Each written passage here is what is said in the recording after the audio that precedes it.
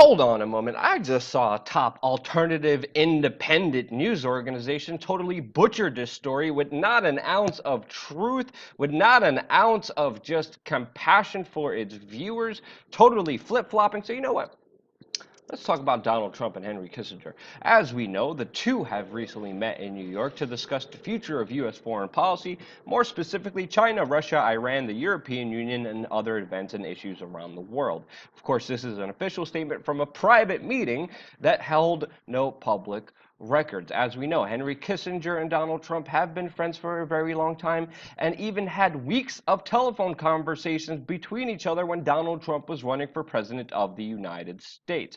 Henry Kissinger has advised presidents on national security issues since JFK, and Barack Obama's own national security advisor said that he takes his daily orders from Dr. Kissinger. So you might be asking yourself, what's out of the ordinary? What's the problem here? Oh yeah, Henry Kissinger is a top globalist scumbag who is a part of all the secret societies, Trilateral Commission, CFR, Bilderberg Group, Bohemian Grove, who has been pulling the strings of U.S. foreign policy for decades with his cohorts. And if you study U.S. foreign policy for the last few decades, it's not a good picture that was painted by Mr. Kissinger, him damn self. Donald Trump is colluding, is cuddling this old man, and even said that he takes his foreign policy advice from it and that Henry Kissinger agrees with Donald Trump's foreign policy. Henry Kissinger was on CNN on Fareed Zakari's show. Fareed Zakaria is also a Bilderberg member, and he had this to say. Was of a determined president, a president-elect, who is making the transition from being a campaigner to being a national strategist. AKA, he's coming away from being the person he promised he was to you into becoming a, quote, national strategist after just meeting with Henry Kissinger. He goes on. The challenges and opportunities for a President Trump.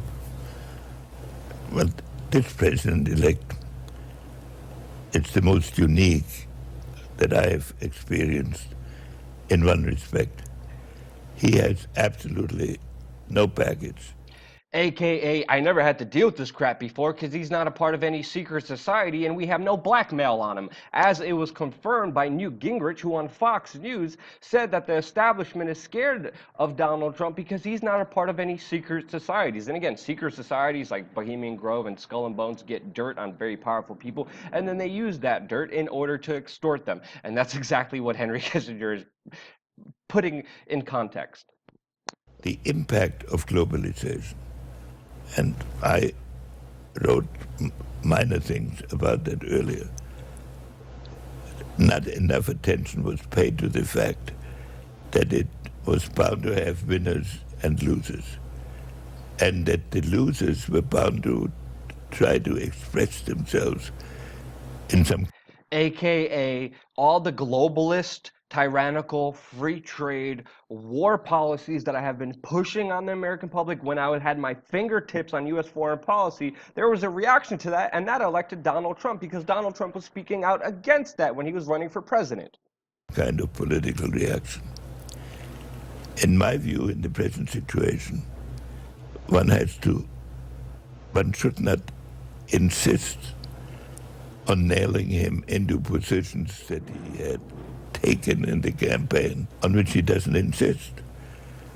If he insists on them, then of course disagreements will become expressed. Fareed Zakari then goes on and says, are you suggesting that Donald Trump should flip-flop? Duh! That's exactly what Henry Kissinger is freaking talking about. And we could see Donald Trump. He vowed to repeal Obamacare on the campaign trail, but he has since softened his rhetoric.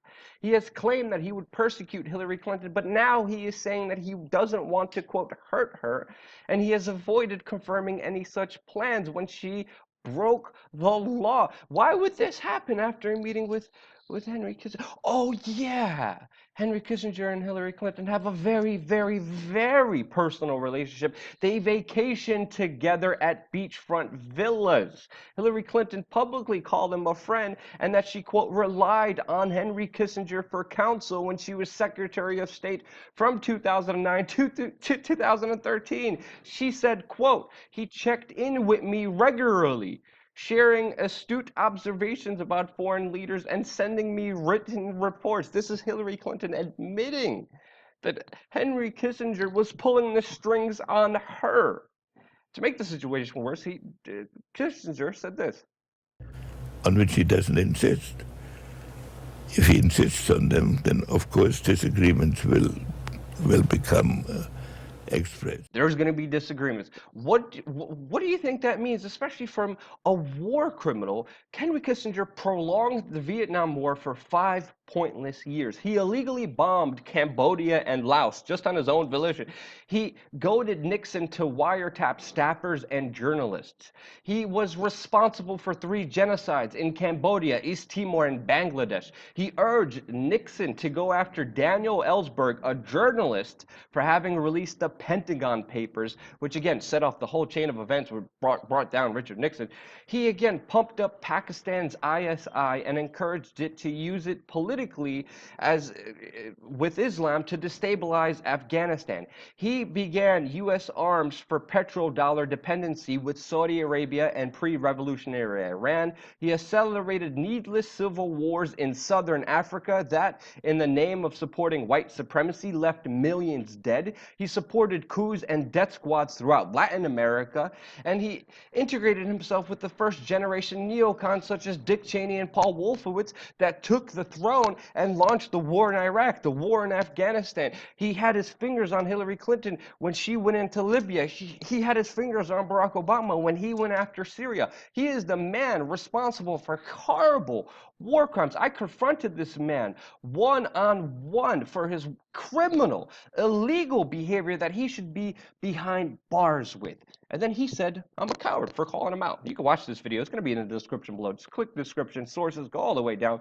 The video, the YouTube links, watch me. I confronted him 4 times. I even confronted him on Memorandum 200, National Security Letter, where he openly talked about how population growth in the third world was a grave threat to U.S. national security and how there should be a covert plan to reduce populations with birth control and also war and famine. This is the man who at the end of this interview, which you could watch, said that the United States was a bastion for peace and prosperity around the world. What? And now, when another independent alternative media organization takes this entire program and uses it as a way to prop up Trump, and I'm like, wait, hold on, what are you doing?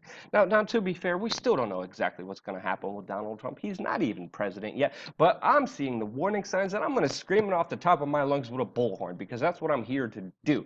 People are not going to like this video, but you know what? That's fine, because I'm doing this for truth. I'm doing this because it matters more to tell you exactly what's happening than to manipulate you in order to push your perceived bias. And I could only do that because of your support on patreon.com/WeAreChange, which makes me accountable to you since you financed this entire operation. Subscribe. We're going to have more real news coming here your way on youtube.com/WeAreChange.